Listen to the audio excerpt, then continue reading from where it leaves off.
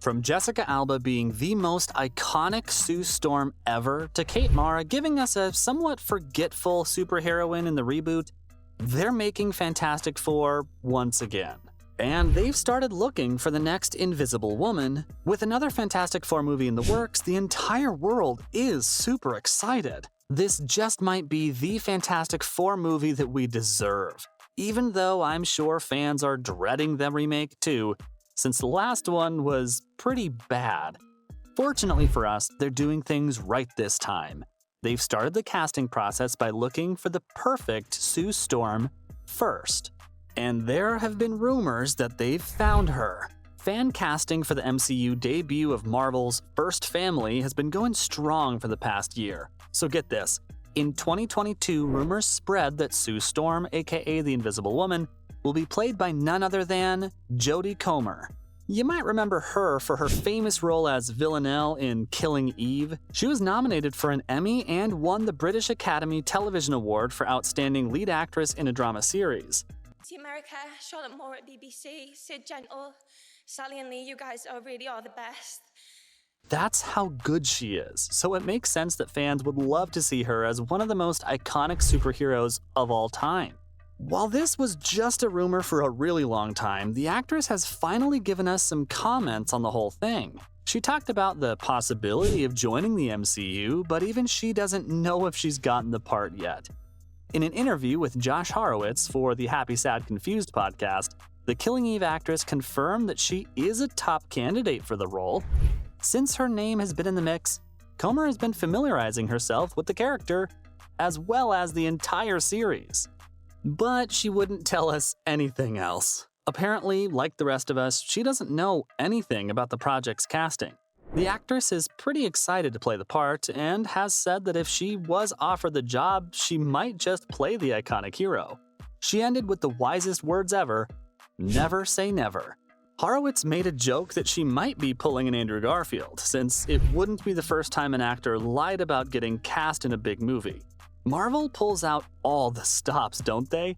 She played it off as a joke, but you can never be sure with Marvel.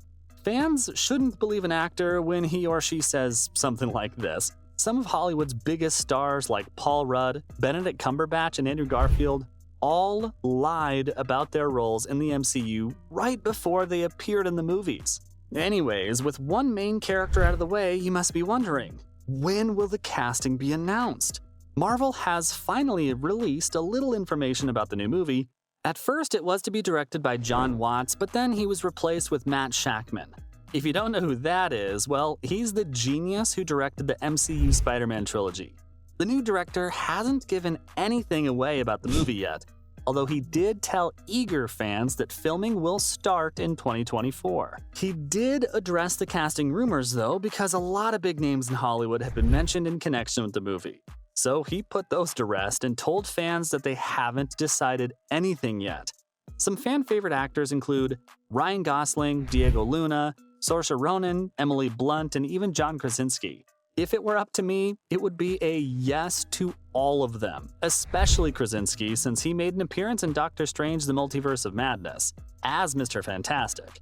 So it's not much of a stretch to hope that he would come back once again. But unfortunately, it doesn't seem all that likely. All we know right now is that Marvel wants to cast Sue Storm as soon as possible, so we might get confirmation on the cast by the end of the year. If Marvel stays true to form, the official announcement of the cast could come at this year's San Diego Comic-Con in July. But she isn't the only actress who might play the female lead.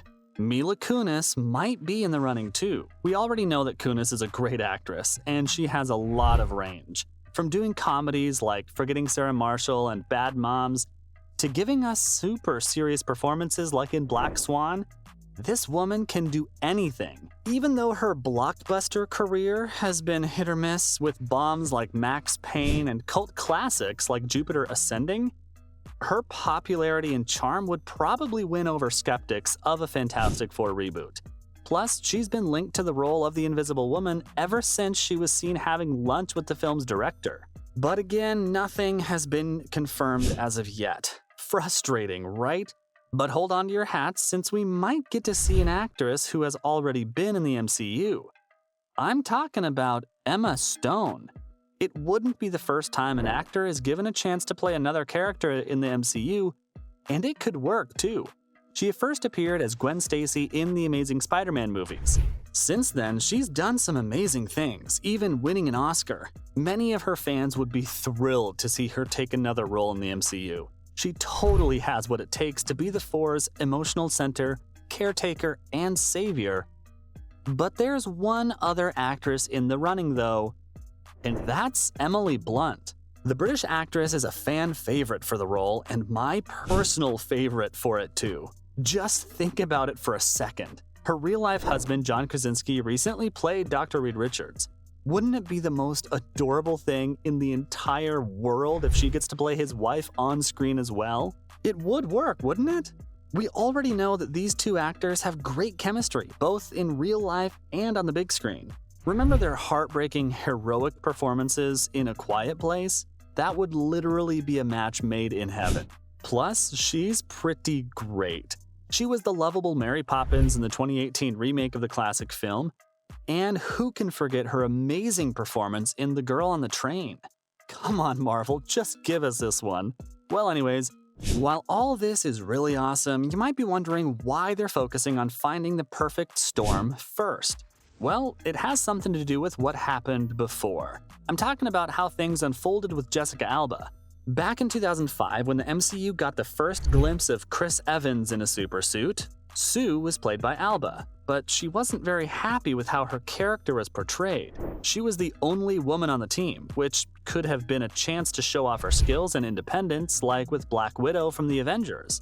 But the character stood out for all the wrong reasons, like she was overly sexualized. If you don't agree with her, just look at all the scenes where she was completely naked, as a joke about her powers.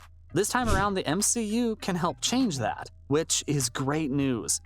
Sue's looks were more important than her intelligence or hero status. Recently, the women superheroes in the MCU have come into their own. The Scarlet Witch and Captain Marvel are two of the strongest heroes in the MCU. The Invisible Woman deserves the same courtesy, don't you think? Sue and her brother had a pretty great childhood, up until her mother passed away in a car crash. And she had to take care of her brother and her father. This, along with her strong sense of responsibility and determination, made her the emotional center of the group. Her character could be really interesting if the MCU can add these traits to the relaunch and undo one of their biggest mistakes. Well, that's all I have on Jodie Comer breaking her silence about the Fantastic Four casting rumors.